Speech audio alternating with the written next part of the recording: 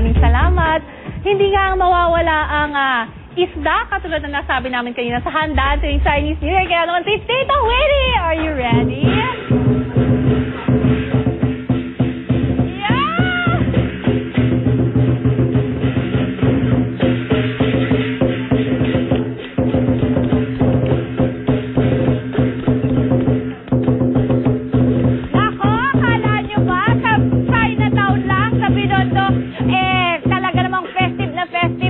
Dito rin naman sa studio, tayo ay nakikiselebrate ng Chinese New Year.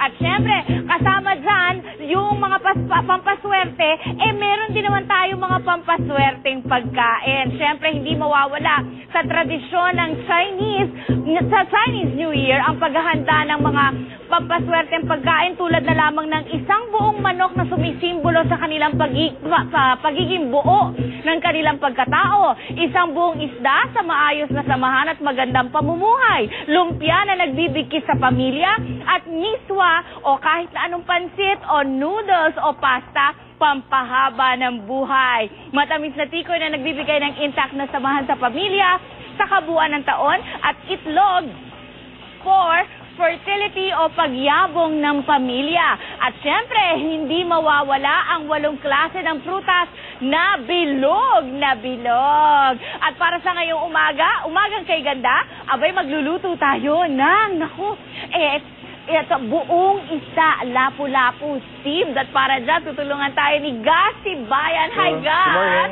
Umagang kay ganda sa'yo. Welcome to the show. Okay, ang gagamitin daw natin lapu-lapu. Lapu-lapu. Yan, saan pa ba na gagawin natin?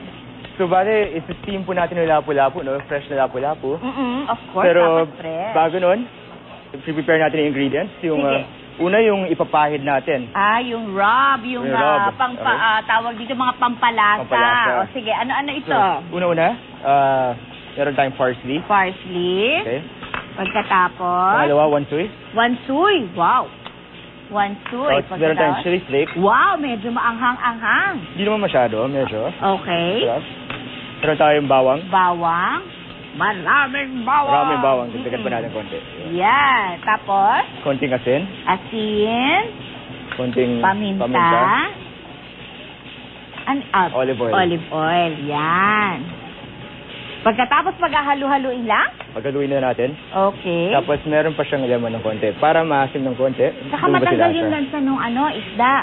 Sige. Matanggal yung lansa. Pero sariwa naman yung sa, so matamis siya. So, maliban doon, meron tayo sa stuff. So, ayusin natin stuffing. Yung stuffing yung ilalagay sa loob ng lapu-lapu. So, meron tayong fennel. Fennel. Ang fennel, ikwento mo nga ng kaunti sa ating televiewers. Ang fennel, actually, hindi siya masyadong sikat sa Pilipinas, pero ang lasa niya may pagka-anis. Pagka-anis. Mabango ho ito. So, ang gagamitin natin, yung bulb, yung bandang root, at saka yung dahon. Okay. Isa-chop na ganyan. Sa palengke ho, meron din namang ganyang fresh fennel. Meron po. Medyo may kamahalan lang ng kaunti. Okay. Pero kung halimbawa wala akong budget, gas ng pagbili ng fennel, ano naman ang pwedeng sabihin? Siguro pwede pong ibang gulay, celery. Ganon. Yung mga spice din. Mga spice. Okay, so ayusin na natin ang ating isda. So sa fennel, idadagdag natin ang kamatis. Kamatis. Meron ding garlic, Sa bawang. Okay. Sige. Tapos ito, lagyan natin ang paminta. Paminta, asin pa rin, pampalasa. Saka olive oil. Olive oil pa rin. Yan ang sa loob ng isda. Sa loob ng isda. Sige, ipakita natin kung paano natin ilalagay. Stir po natin, Oo. Lagyan natin okay. Ito. So yung isda po, narinito na to.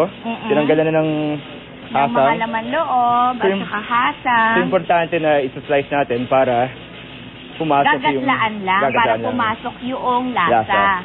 Okay. Yan. Siyempre, pagka nag-i-steam ho kayo ng isda, kailangan, na fresh ito hindi yung ilado na kasi medyo hindi sasarap ang inyong lutuin. Kasi lalabas ang freshness ng isda pagka pinasingawan lamang. Kesa ipirito. Aluminum foil. So, lagyan natin foil. Importante, lagyan natin ng konting asin. Asin pa rin. Kahit may asin na yung lalagay? Opo, para mas masarap, mas malasa. Okay. So, both sides. Asin, paminta.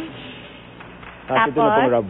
Lagyan na, ay, yung una yung stuffing. Yung palaman sa loob, yung fennel, root, at saka yung kamatis, at saka merong bawang, olive oil, asin at paminta. Yan. Pagkatapos, ipapahid naman Stuffing. yung isang mixture, yung mga durog-durog sa ibabaw. Nice! Yan. Habang Ayun lang. ginagawa mo yan, Gus, dito natin pasisingawan ang ating Produkto. ang ating isda. Ilang minuto? Mga 15 minutos para sa 500 grams na isda.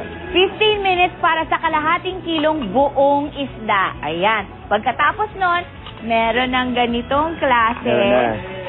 Ayan. Steamed na siya. So, ipiplate na po natin, no? Yes. Bubuksan na natin. Ito natin.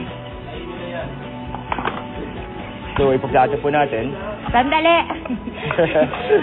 Naku, Gus, bilisan natin dahil natin. marami nang nag-iintay. Ito. Sandali lang. So, para i-plate, lagyan na ng konting beans. Oo. Yun.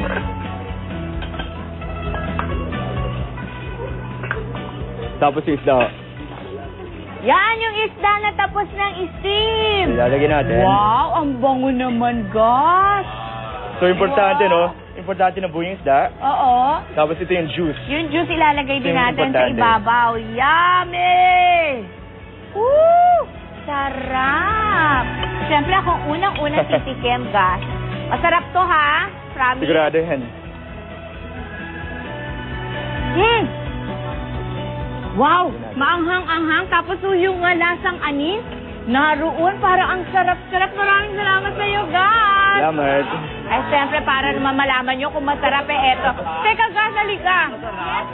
Kasi si Gus, bukod sa fish na iniluto niya para sa atin, meron pa siyang mga dalang ibang pagkain na pampaswerte. Ano-ano ba ito? Okay, yung una natin is yung osobuco caldereta o yung bulalo. Pinili ko siya dahil pula. So, lucky yung kulay na red. Yun. Tapos pangalawa, yung orange ribs. Dahil yung orange. Nag-bring ng wealth. Kayamanan.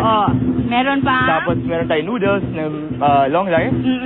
Tapos yung ating dessert na coconut rice pudding na matamis. Yun. Naku, maraming salamat sa iyo, Gus. Ang dami mong idea.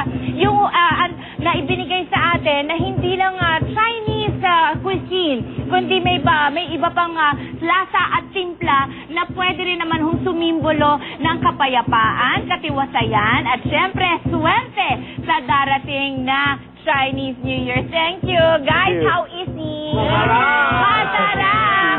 Susunod, punto por punto ni Kato Nying at Yeng Constantino. Makakadaming natin live.